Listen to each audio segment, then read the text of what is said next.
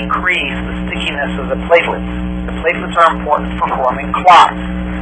So the Coumadin causes the blood to be thinner in one aspect of the clotting system. Another aspect of the clotting system is the platelets.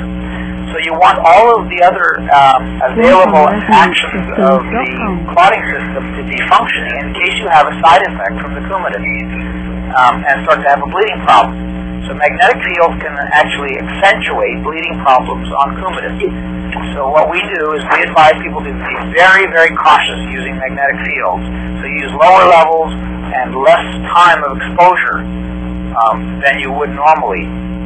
If you're not on Coumadin or other substances, then that would be okay. Then it's not a problem. Yeah. The only other thing I would say is that you have to be just a little more mindful. The magnetic fields change. The aspirin causes a change in the platelets as well, which decreases the stickiness of the platelets.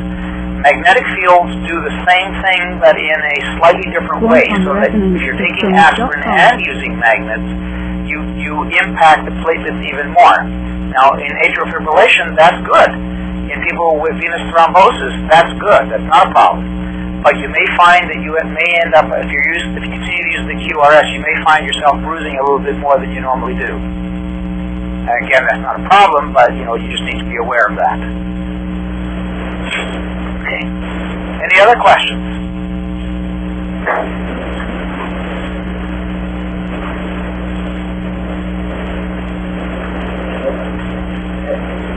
Dr. Pollack. Yes. For those people who have not yet received their customized protocol, and you're not really quite sure of where to start them out, could you talk a little bit about magnetizing the water, treating the water before they actually start?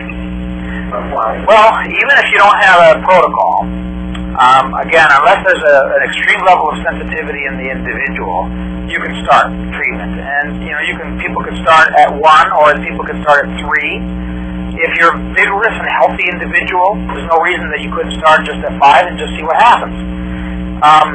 But yes, one of the ways, if you're extremely cautious, one of the ways you can start, and even if you are using the QRS, even at its max, this could still be a benefit to you, is to treat water with a magnetic field. In other words, you could use it doesn't take very long. You probably only need about 3 or 4 minutes.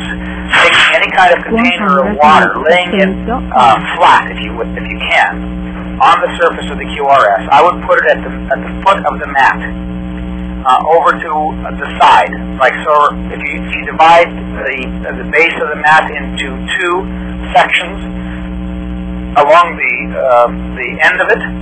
So take the middle of one of the sections. So it's about a quarter of the way from either edge of the corners. Put it into the middle, basically over that spot, and then treat for about 4 minutes the container of water. That water can be then drunk throughout the day. It's not magnetized in the same way that your body is magnetized. I would also not use still water because it probably won't make much difference. You need the mineralization in the water for a lot of this effect or benefit to occur. So treat it for about 4 minutes and then drink that water throughout the day.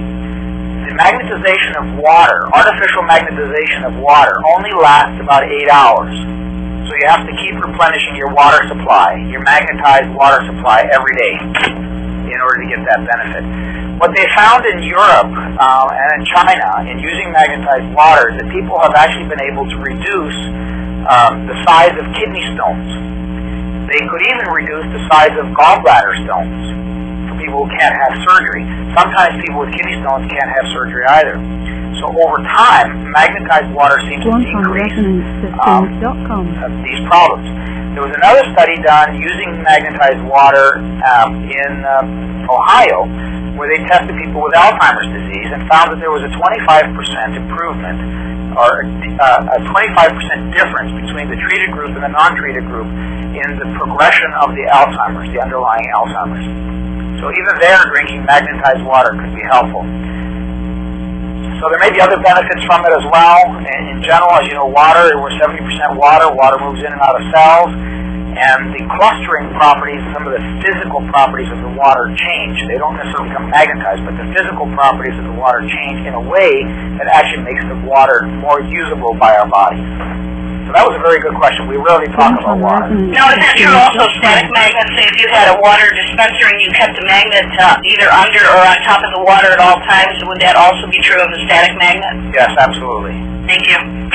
Can you use tea? Pardon me? Can you use tea? That's not pure water, but tea. Well, it doesn't matter, as long as it's liquid. Next question. You talked of mineralization. How about rainwater? Same thing. So if you magnetize rainwater, that would presumably be even better, since rainwater is supposed to be softer.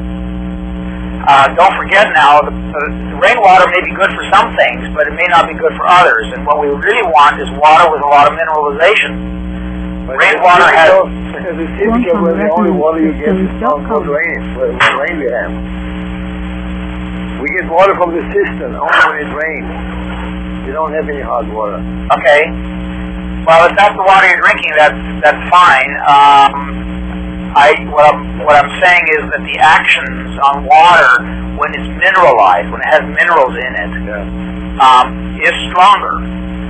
That doesn't mean the magnetic field doesn't affect the water molecules when it's not mineralized. I'm just saying that it's going to be stronger. The mineralization, the action on the water, the ions in the water is going to be stronger.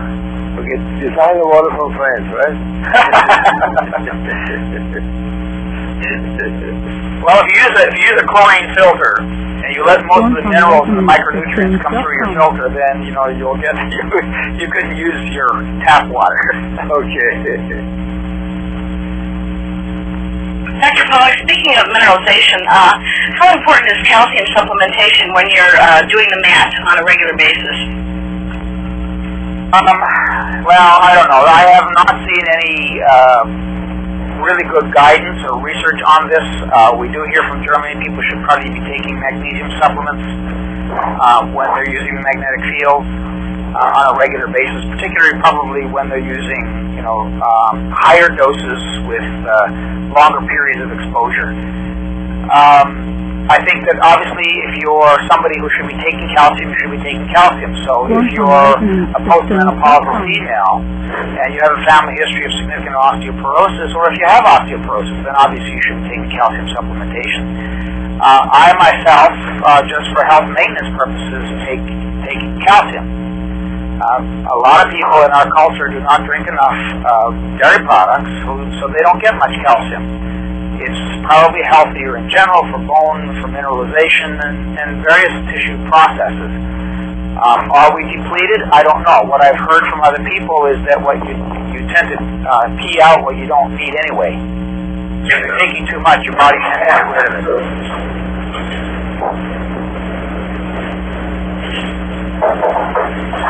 Any other questions?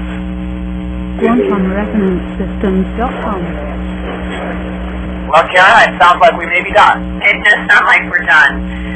I have a half humorous question. Can the QRS help the cramp that you get in your neck from having held a telephone between your cheek and your shoulder for an hour?